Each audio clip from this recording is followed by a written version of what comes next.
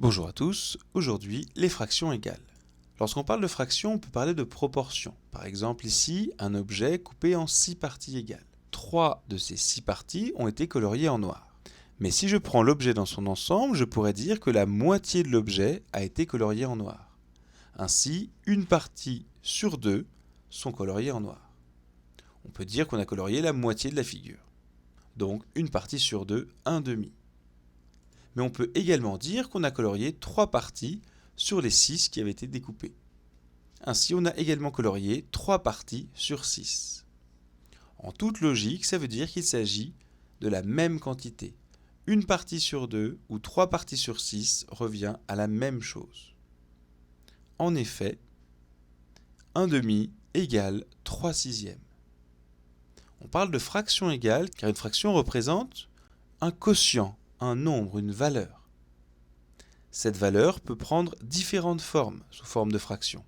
Ainsi, il y aura une infinité de fractions avec la même valeur. Par exemple, ici, on remarque que pour passer de 2 à 6, on a multiplié par 3. Et pour passer de 1 à 3, on a également multiplié par 3. On va pouvoir en déduire une règle. Si je multiplie le numérateur par un nombre et le dénominateur par le même nombre, alors la fraction est une fraction égale. Les deux quotients ont la même valeur. C'est une propriété fondamentale que l'on va énoncer.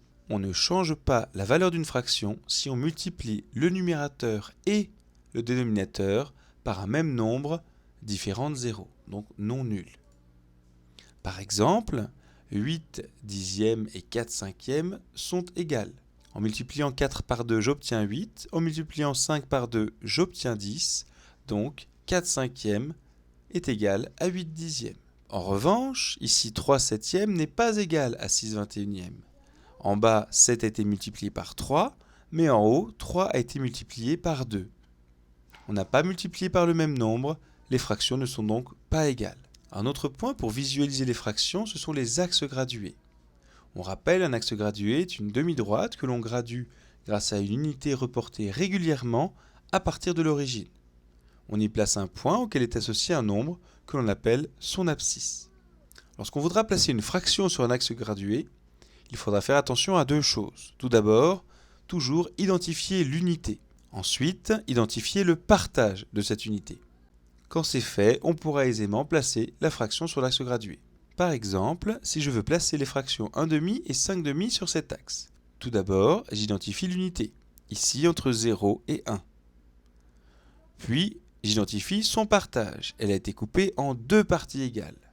C'est-à-dire que chacune de ces parties représente un demi, une partie, sur 2, qui sépare l'unité.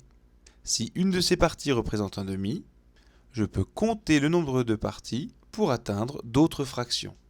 Notamment 5 demi. 5 demi, c'est 5 fois 1 demi. 1 demi, 2 demi, qui est égal à 1, 3 demi, 4 demi, 5 demi. Donc j'identifie l'unité, j'identifie le partage d'unité pour savoir sur quel dénominateur seront mes fractions, puis je peux placer mes fractions. L'utilisation d'axes gradués permet de comparer aisément la valeur des fractions. Plus ces valeurs sont proches de 0, plus elles sont petites. Plus elles sont à gauche, plus elles sont petites. On peut également comparer des fractions par rapport à 1. En effet, si le numérateur est plus grand que le dénominateur, alors le quotient sera systématiquement plus grand que 1. Si je prends plus de parties qu'il n'y en avait en tout, je prends plus qu'une unité. Si je reprends l'exemple du gâteau, s'il y a 4 parts et que j'en prends 5, je vais prendre un gâteau entier et une part du gâteau d'à côté, donc plus qu'un gâteau. On pourra également dire que si le numérateur est plus petit que le dénominateur, alors le quotient est plus petit que 1. Si je prends moins de parts que le nombre total de parts, je ne mange pas un gâteau complet. S'il y a 4 parts dans mon gâteau et que j'en mange 3 uniquement, il en reste une, je n'ai pas mangé un gâteau en entier. Enfin, si le numérateur est égal au dénominateur, alors le quotient est égal à 1. N'importe quel nombre divisé par lui-même donnera toujours 1. Si je prends 6 parts d'un gâteau qui avait été coupé en 6, j'ai mangé un gâteau exactement. 6 sur 6 égale 1. Par exemple, 3 quarts ici sera plus petit que 1, car 3 est plus petit que 4. 4 tiers sera plus grand que 1, car 4 est plus grand que 3. Et enfin 4 quarts sera égal à 1. Autre chose, la notion de simplifier une fraction est un acte important. On a vu que l'on pouvait multiplier par un même nombre en haut et en bas, sans changer la valeur de la fraction, mais en changeant sa forme.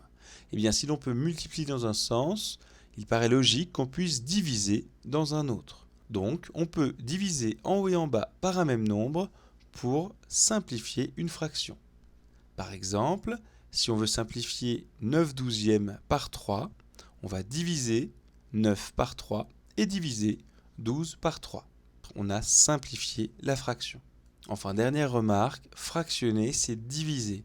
Si je prends n'importe quelle fraction, par exemple 3 quarts, et que je l'étudie d'un peu plus près, je me rends compte que cela ressemble à quelque chose sur quelque chose. Eh bien, ce symbole-là, c'est le symbole un peu amélioré qui a été choisi pour nommer la division.